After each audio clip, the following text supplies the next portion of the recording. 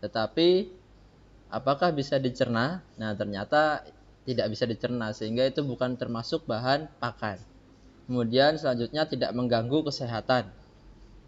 Tidak mengganggu kesehatan, memang banyak sekali juga bahan pakan atau bahan apapun yang bisa dimakan, tetapi kita tidak tahu apakah itu mengganggu kesehatan atau tidak. Sehingga efek dari kesehatan itu juga penting. Sehingga bahan pakan lengkap itu adalah yang dapat dimakan, bisa dicerna sebagian atau seluruhnya, serta tidak mengganggu kesehatan, kemudian dapat bermanfaat.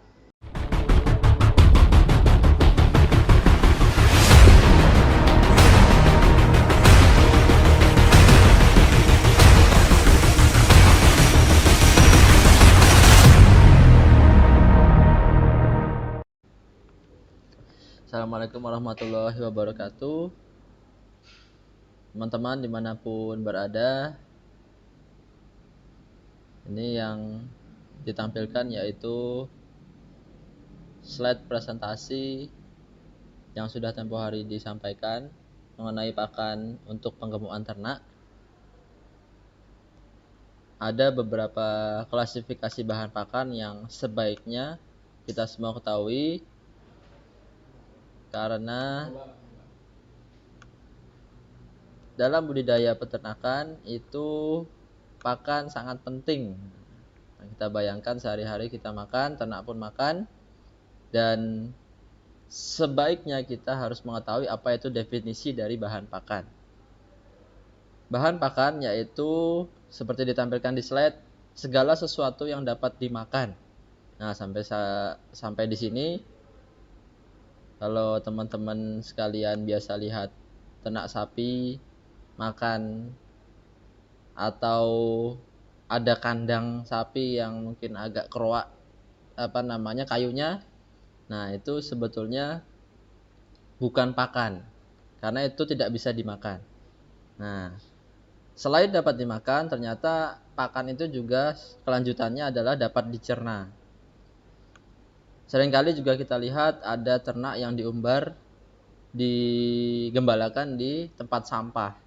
Nah, kalau kita lihat yang namanya plastik, bisa dimakan, bisa. Tetapi apakah bisa dicerna? Nah, ternyata tidak bisa dicerna, sehingga itu bukan termasuk bahan pakan. Kemudian selanjutnya tidak mengganggu kesehatan. Tidak mengganggu kesehatan, memang banyak sekali juga bahan pakan atau bahan apapun yang bisa dimakan, tetapi kita tidak tahu apakah itu mengganggu kesehatan atau tidak. Sehingga efek dari kesehatan itu juga penting. Sehingga bahan pakan lengkap itu adalah yang dapat dimakan, bisa dicerna sebagian atau seluruhnya, serta tidak mengganggu kesehatan, kemudian dapat bermanfaat. Nah, jadi harus lengkap, jangan sampai sepotong-potong, sehingga nantinya tidak sampai ke tujuan dalam pemberian pakan, karena kita tidak memahami apa itu definisi dari bahan pakan. Nah, ternyata kita lihat juga banyak sekali klasifikasi bahan pakan, khususnya ini untuk hewan ruminansia. Ternyata bukan hanya satu sumber, tetapi ada beberapa sumber. Di antaranya adalah sumber serat. Nah, ini teman-teman bisa dapatkan informasi hasil analisanya banyak sekali dari buku ataupun dari internet, apa yang termasuk golongan serat. Kemudian sumber energi, sumber protein, dan juga nanti ada sumber mineral, kemudian sumber vitamin, dan juga feed aditif. Nah, ini menariknya,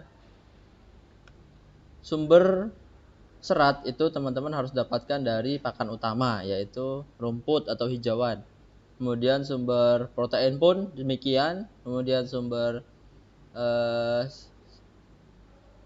mineral, feed aditif, dan vitamin. Ini menariknya, kita sudah punya yang namanya teknologi NASA, yang di dalamnya dari satu produk itu bisa menyeluruh.